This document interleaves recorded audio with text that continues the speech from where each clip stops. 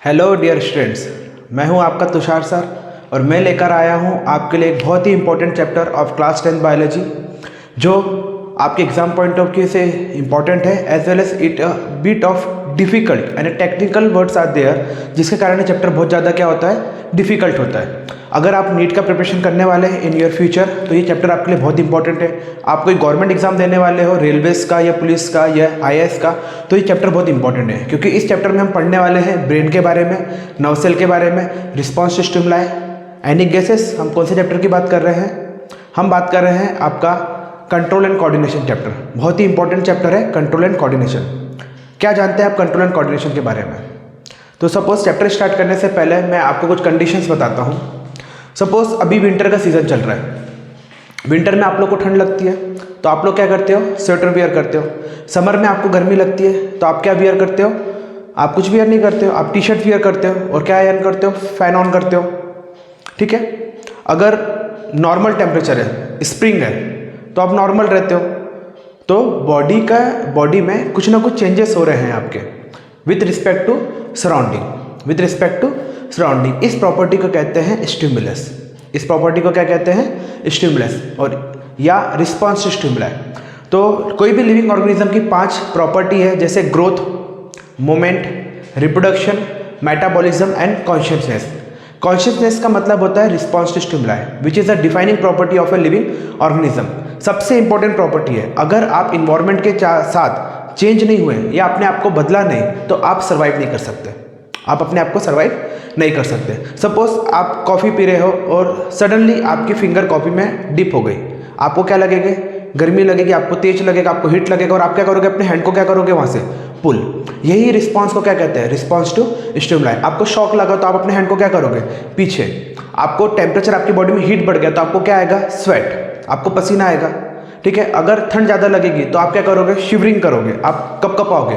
ये सभी फीचर्स आपकी बॉडी के अंदर होते हैं। अगर ये सभी कैरेक्टर्स चेंजेस नहीं हुए आपकी बॉडी के अंदर तो आप सर्वाइव नहीं कर पाओगे, आप कोप अप नहीं कर पाओगे इन्वायरमेंट के साथ और अल्टीमेटली क्या होगा? आपका डेथ। तो control and coordination plays a very important role for the survival of the living organism.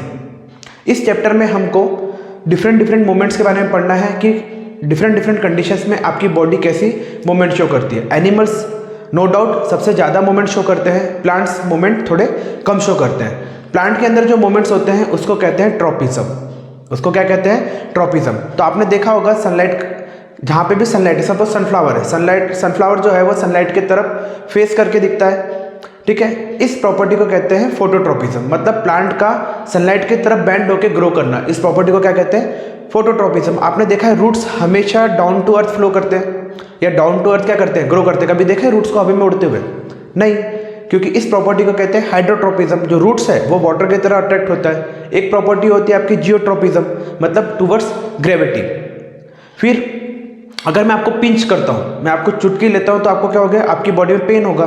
क्यों? क्योंकि आपकी बॉडी में पूरे इलेक्ट्रिकल सिग्नल्स के थ्रू नर्व सेल क्या हो रही है? पूरी बॉडी में आपके डिस्ट्रीब्यूटेड है। वो ब्रेन तक आपके सिग्नल लेके जाता है कि किसी ने आपकी चुटकी ली है और उसके बाद वही सिग्नल बैक टू वर्ड किसके फ्लो करते हैं? आपके हैंड तक, और आपको पता चलता है कि कोई आपकी चुटकी ले रहा है और आप अपना हैंड वहाँ से पीछे करो। सेम ऐसे ही होता है मच्छर काटते वक्त, आपको पता नहीं चलता है। जैसे ही मच्छर ने डंक काटा आपको, ब्रेन तक सिग्नल गया और आपको पता चल जाता है।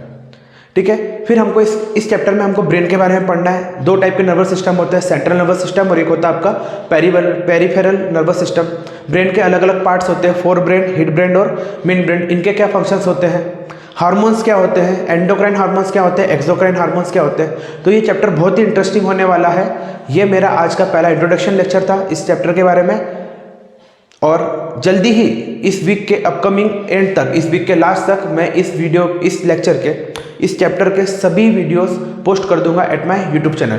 तो आप मुझे इस चैनल को सब्सक्राइब करिए और कमेंट में लिख के मुझे बताइए कि कौन से चैप्टर्स के, कौन से टॉपिक के वीडियोस आपको सबसे पहले चाहिए, सो दैट आपके एग्जाम में हेल्पफुल हो। और अब समय आ गया है आपका पढ़ाई करने का। दिवाली, दशहरा सब हो चुका है, अब क्रिसमस आने वाला है। अब आपके पास समय बहुत कम बचा है, हार्डली आपके पास 2.5 मंथ्स बचे हैं आपके बोर्ड एग्जाम में। तो ये बहुत ही क्रूशियल टाइम है आपके लिए।